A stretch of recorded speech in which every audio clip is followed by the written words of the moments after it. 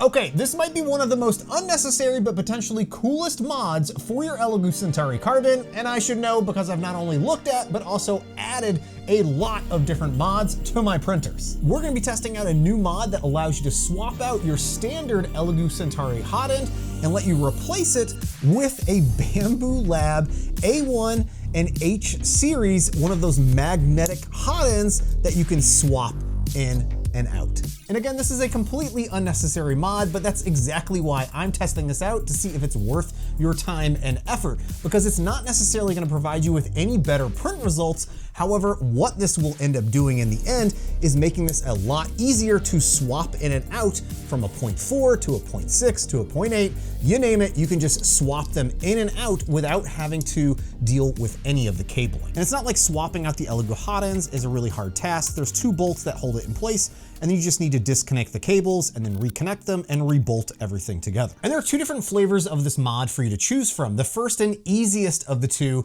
is going to be just to order the parts from Heartforge 3D printing that has a full hot end assembly kit available to you, or you can just order the adapter only option, which you can supply all the other parts for yourself. And what's really nice about their kits is that they're printing everything in really high heat resistant and durable materials so that it will hold up to anything that you throw at this printer once you've got that mod in place. And the second option that I'm gonna be testing out here is printing everything for myself using components that I already have and seeing how all of this works. Now, another option that you can take with this is taking those 3D files and sending it off to somewhere like PCBWay and having those parts milled or printed in, again, really high heat resistant and durable materials. So in order to do this, I'm gonna be printing everything in an ASA carbon fiber blend that should provide a good amount of heat resistance and, again, durability with anything that I'm printing. However, and this is a big however with this, I'm not planning on printing anything beyond PLA with this mod on my printer. I cannot guarantee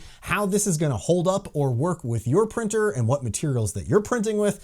On your side of things, I really can't tell how this is all going to work. This is going to be just a really fun experiment to see how this goes. After all of this, I'm going to end up ordering one of the kits from Heartforge 3D printing so that I can properly run a variety of different materials and not necessarily have to worry about anything. Now, in order to access these 3D printable files, the easiest way to go about this, because there's kind of a lot of information everywhere, is to access the Elegoo Facebook group. I'll have a link down below where you can find a zip file containing all of the 3D printable files that you can work with. This includes a resin file that you can use on a resin 3D printer if you have a really durable heat resistant resin, or if you want to 3D print them yourself, or if you again want to have that sent off to a service and have it milled or printed again in some other materials. I should also take a moment to mention that this video is being sponsored by Elegoo, the makers of the Elegoo Centauri Carbon. Elegoo, please don't kill me for going in and showing people how to further modify their Elegoo Centauri Carbon, like I've done in a few other videos, but this time taking it to a whole nother extreme level. But this is a fully enclosed Core XY 3D printer that is affordable and prints absolutely amazing out of the box. No mods required for it to print amazing, but it's really awesome to see the user base of this 3D printer continuing to make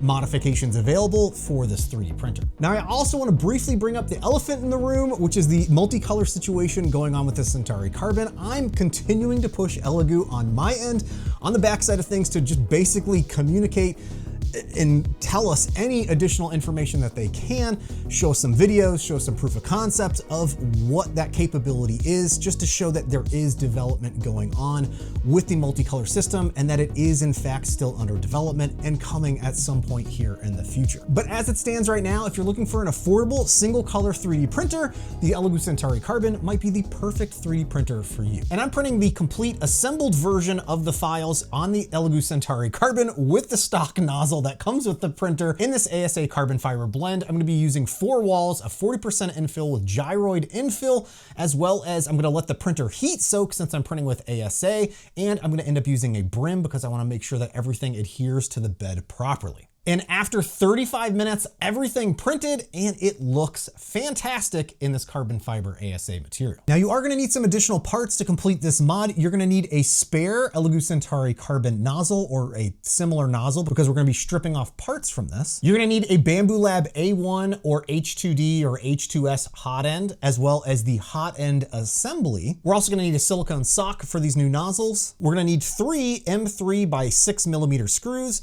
and we're gonna need 3 M3 by 3mm or 2.5mm brass inserts. Now, I don't have those, but I am a hoarder and don't throw out anything. So here is a spare old Neptune touchscreen display from one of my old 3D printers that has these M3 inserts, and I'm gonna try and use some heat to get those out. You're also gonna need a soldering iron or wood burner that you can, basically something that you can heat up those threaded inserts to insert those into the prints. I got this one from Harbor Freight for like $7. This works so much easier than I was anticipating being able to get this out. Oh, I only need 3, but now I have 4 just in case. Also, before you proceed, make sure you unload any of the filament that you might have loaded into the printer currently. Also, the ASA that I use had been sitting open for at least a year here unclosed. I just ran it through the dryer for about 3 hours and then printed all these parts. I've powered off my printer and now I'm gonna remove the hot end and fan here. Okay, quick update. I would highly recommend before proceeding with basically anything, disassemble, once you've got your part printed, disassemble the Elegoo hot end and double check that everything fits, because this is where I was running into my initial set of issues. This is because I believe this is like the first run units. And the hot end design might be slightly different than the newer models or ones that have been produced in the last, I don't know, 6 to 9 months. And the cutter here was originally in the way. So I swapped that out. This particular bolt here that was holding the cutter in place, see how big that head is? I swapped that out with a M3 by 10 bolt, and that seemed to get it better fitting in there. And now I'm realizing it's really coming down to an issue with this back here. This spring is preventing the block from seating flushly here. So if I try to put this in, you'll see where that is blocking it, or it will go in, but it goes in at an angle, and I can't tighten that anymore.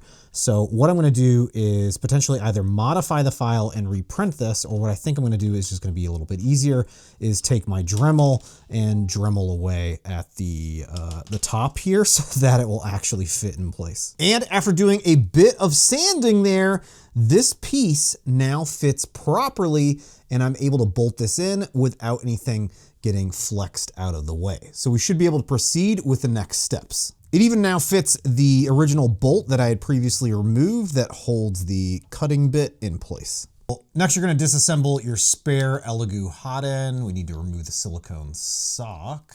And then this metal bit here is going to slide off with a little bit of pressure.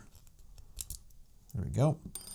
Now we need this piece here, this component, and then we're going to need this thermistor that just comes right out. Then we're going to take the Bambu hot end assembly and basically disassemble this so that we can swap out for the ones that we just took out from the Elegoo extruder. So I removed the 4 bolts, and this is like welded together. In order to separate that, what you can do is just take your Allen wrench that you use to remove the bolts and shove those in there and give it a little tap with a mallet, or there we go. Ta-da! Let's remove this little rubber bit here, and then very carefully remove these 2 bolts. Carefully remove this piece. We should be able to thread that out. And carefully threading the thermistor from the Centauri Carbon back into that tiny bracket. This is, you know, got to be very careful with this. Again, follow the installation video. And I just broke the thermistor from my Centauri Carbon trying to install that. Okay, I think I might have got it better this time around, but just by ever so slightly trying to loosen the clasps that hold the thermistor in place on that tiny little bracket. And then I also tried to route the wire in, knowing that it's gonna have to bend at about a 90-degree angle to go back into this attachment here. It's definitely not the easiest thing to do here. This definitely increases the difficulty of this entire mod. Just this point right here is a little bit more difficult than I was anticipating. Then you can stick the rubber pad back on. We're getting there. We're getting there. Okay, I've got a new issue now, but a potential solution. So I removed the threaded inserts, the 3M threaded inserts from my old Neptune screen.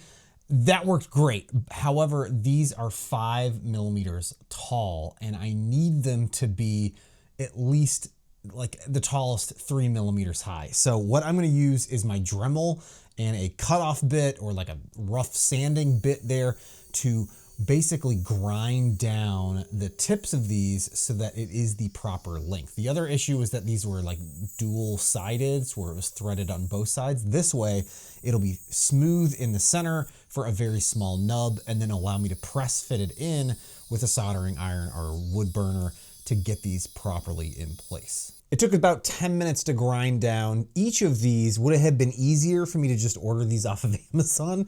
Yeah, but ain't nobody got time to wait on Bezos. Now comes the very tricky part where I need to very carefully heat press those in place. Then we can screw the fan back on. Make sure that you put it in the correct orientation as well. Then we can take the assembly and start connecting everything back together. So this should go right back into place here. And then we can get the new adapter mounted in place. I ended up needing to use the M3 by 8 millimeter screws instead of the recommended 3 by 6 millimeter screws. So depending on which ones or how everything comes together for you, you'll just be aware that you might need the M8 screws. And let's plug in our nozzle. Ta-da! That is awesome. And you gotta make sure to put the silicone sock on as well. And before we do anything, I wanna make sure that the extruder actually can heat up. So let's go in here and set this to 250 and click run. And it looks like it is properly heating up. We're gonna monitor this and double check, and then we're gonna run some bed leveling and PID tuning before running any kind of prints. And as expected, I'm not really seeing, from what I can tell, any really better print results by swapping over to these Bambu Lab hotends. However, the process of swapping them in and out after now putting in this modification is definitely an easier process of just removing the silicone sock and then unlatching and then replacing the hot end. However, I have to admit, I have probably spent more time setting up this modification than I would have ever spent in probably the next 2 years of manually swapping out the standard Elegoo hot ends. So again, this modification is entirely up to you and your discretion of how and what materials you'd like to print these with, or if you're gonna purchase them. It's definitely a nice modification. It's not a must-have modification, but it's definitely a good way to further improve the process of quickly swapping out the hot ends. I definitely ran into a good number of issues getting this whole thing set up. I would entirely recommend, if you have the time and patience and the money, to just buy one of the kits that's available online so that you don't have to go through everything that I did with getting the proper threaded inserts and everything else that came with installing this modification. Now, I also attempted to print the resin version of the adapter that has the built-in threaded inserts so that you don't have to use any of the heat press inserts, those threaded brass inserts with the resin 3D prints. And I have to say that those threaded perfectly. This is a cured resin 3D print that still has the supports attached, which is why I'm holding it with my bare hands. But unfortunately, the other part that I tried test fitting and getting to load, I was able to get it actually, I still had to Dremel out some of it for it to fit properly, but once I tried to actually feed filament into it, it was continually clogging up in the insert area where the filament was going in. And I'm not sure if it's because the resin that I used wasn't sufficient enough to withstand the heat of heating up to 250 degrees to load filament into the hot end. But it's definitely gonna require some really high temp resin for this to work properly. And if you're interested in attempting this modification for yourself, whether it's buying one of the kits or 3D printing your own, I'll have everything linked below. I also want to say a huge thank you to all my Patreon supporters for your continued support of me making videos just like this one here. If you're interested in more information about my Patreon, you'll find links to that down below. But again, let me know what you think of this crazy modification and if you think it's worth the time and effort and materials of swapping it out on your Elegoo Centauri Carbon. Hey, thanks so much for watching you all, and I'll see you next time. Bye. Honestly, this was just a fun project for me that allowed me to get my hands dirty and do some things slightly different that I'm not entirely comfortable doing. And it all worked out in the end. Honestly, if I can do this, you can do this, and it's still producing some really great looking results. I also wanted to mention that I'm going to be running this mod continuously throughout the month of December just to see how it goes and it holds up with this ASA carbon fiber material. I've also ordered one of those kits that are available online, both of those versions. So once I get a hold of that, I'll be installing that on my other Centauri Carbon.